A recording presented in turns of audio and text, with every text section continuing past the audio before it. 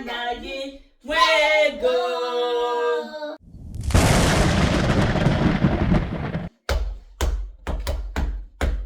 Ndewo onye nkụzi anyị. Ndewo, kedu ka unu mere? Ọ dị mma. Ọ dị mma. Gogo, kedu ka ị mere? Ọ dị mma. Ngwa. Ị ka chetakwara ihe e mere na wiki gara aga? Ị na-echetara ya? Ị nwere ike ịgwa m ihe anyị mụrụ na wiki gara aga? Ngwa. We learned how to say mommy or mom in Igbo, and it's called nne. And daddy is called in Igbo nna, and grandma is called in Igbo nne, and grandpa is called in Igbo nana. Okay. Gịnị ka anyị na-eche isi hello? Gịnị bụ hello? Gịnị bụ hello? Ndewo. Hello is ndewo ma ọ bụ kedu. Gịnị bụ how are you? Kedu ka ị mere? Kedu ka ị mere? Gịnị bụ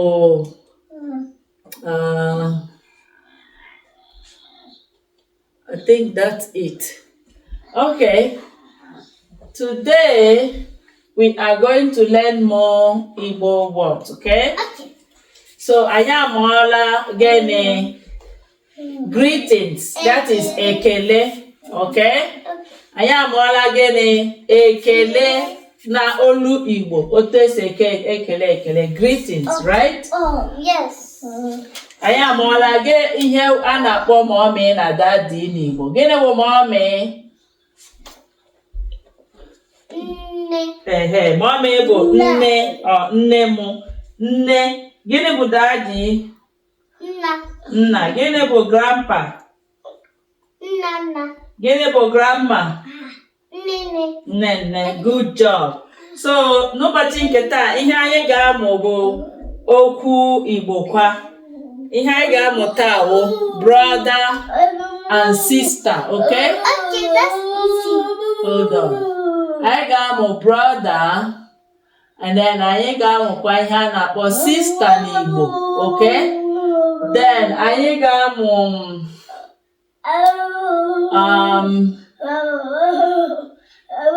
ihe a na-akpọ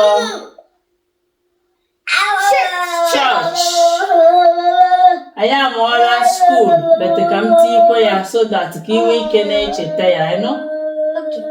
So I got my brother, sister, church, school, and then boy or girl. Okay? Boy or man. Okay? And then I got my girl or woman. Okay? Okay. So ihe a na-akpọ brother n'Igbo. Ị nwere ike icheta ihe a na-akpọ brother? You add it to what we call boy. Okay, I will write it down, okay? Do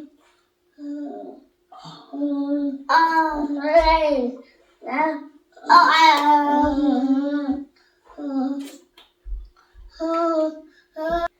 have to write them down? Yeah, you can. Okay. N'ụbọchị nke taa anyị ga-amụ ihe gbasara otu esi akpọ ndị mmadụ n'olu Igbo. Asị m gịnị? Otu esi akpọ ndị mmadụ maọbụ n'ụlọ maọbụ n'ezi, either at home or outside. Okay? So today we are going to learn how to what we call boy or man in Igbo. Boy or man bụ gịnị? Nwoke. Girl or woman bụ gịnị? Nwanyị. Brother bụ gịnị? Nwanne m nwoke. Sister bụ gịnị? Nwanne m nwanyị.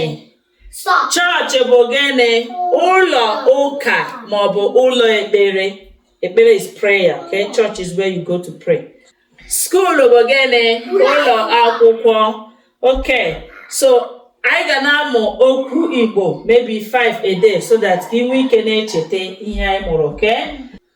Boy or man bụ gịnị? Nwoke. Girl or woman bụ gịnị? Nwanyị. Brother bụ gịnị? Nwanne nwoke.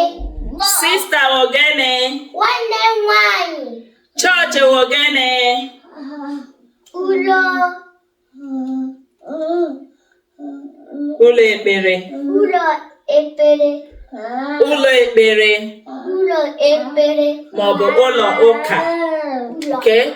Igbo sounds the way English sounds. What is U? What is K? What is A? Oh, put it together. Church bụ gịnị? Ụlọ ụka. Maọbụ gịnị? Ekpere. Ụlọ ekpere. School bụ gịnị? Ụlọ akwụkwọ. Ụlọ akwụkwọ. Boy or man bụ gịnị? Nwoke. Girl or woman bụ gịnị? Nwanyị. Brother bụ gịnị? Nwanne nwoke. Sister bụ gịnị? Nwanne nwanyị. Church bụ gịnị? Ụlọ ụka. Maọbụ gịnị? Ekpere. Maọbụ ụlọ ekpere. School bụ gịnị? Ụlọ akwụkwọ. Teacher bụ gịnị? Onye nkụzi anyị. Onye nkụzi anyị. Okay. So anyị ga-akwụsị ebe a taa. Achọrọ m ka unu nwee ike na-echeta ihe a, because anyị mụchaa mkpụrụ okwu Igbo anyị abịa mewe ihe ndị bekee na-akpọ sentence. Okay, my hair sentence. Like Ada is a girl, Obi is a boy. Like when you write something, you read it to start, so you can start speaking. I know that you understand some of the Igbos, but I want you to start what? Speaking. Achọrọ m ka ịsụwa gịnị? Igbo. Achọrọ m ka ịsụwa gịnị? Igbo. Achọrọ m ka ịsụwa gịnị? Igbo. N'ihi na Igbo amaka. N'ihi na gịnị? Igbo amaka. N'ihi na Igbo emere gịnị? Igbo amaka. Okay, e nwere ihe ndị ọzọ anyị mụrụ mgbe dị anya m chọrọ ịma ma ị ka chetere ha. Aka m mara ma ị ka chetere okpuru okwu ndị ahụ. Gịnị bụ chair? Oche. Gịnị bụ water? Mmiri. Gịnị bụ food? Nri. Nri. Gịnị bụ soup? Ofe. Ofe. Okay. So anyị ga-akwụsị ebe a taa. Echi ka anyị malite. Anyị ga na-amụ klaasị a every evening after anyị mechara ihe niile. Anyị ga-akpe ekpere lakpuo. Ngwa, anyị ga-akwụsị ebe a. Ka anyị gụọ akwụkwọ mmechi, anyị gụọ egwu mmechi anyị. Anyị agbasago akwụkwọ. Anyị agbasago akwụkwọ. Ekele dịrị ndị nkụzi kụziri anyị akwụkwọ. Ekele dịrị ndị nkụzi kụziri anyị akwụkwọ. Anyị agbasago akwụkwọ. Anyị agbasago akwụkwọ. Ekele dịrị ndị nkụzi kụziri anyị akwụkwọ. Ekele dịrị ndị nkụzi kụziri anyị akwụkwọ. Akwụkwọ na-atọ ụtọ, ọ na-ahụ na mmụta.